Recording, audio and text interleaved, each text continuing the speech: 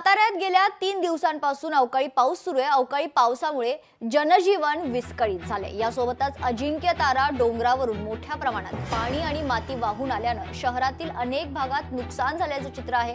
तर कुर्णेश्वर मंदिराजवळील संरक्षण भिंत देखील कोसळली। पावसाचं पाणी मंदिरात घुसल्यानं संकट अजूनही कायम आहे।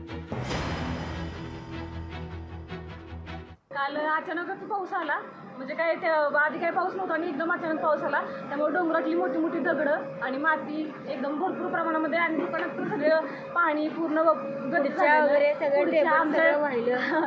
पुढच्या टेबल आमच्या गाड्या सगळं मंदिरात वाहून गेलं। त्याच्या अगोदर कधी असं झालेलं का? नाही, याच्या आधी नाही कधी झालं, पण आता ह्या वेळेस भरपूर पाऊस असल्यामुळे सगळी मोठी मोठी दगडं आणि हे सगळं वाहून आलं। हे पहिल्यांदाच आम्ही या वेळेला बघितलं इथं आणि संबंध चौथे गुडघाभर पाणी होतं।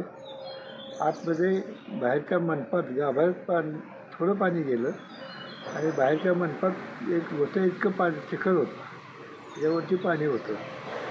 पाणी आम्ही काल संध्याकाळी काढलं सगळं।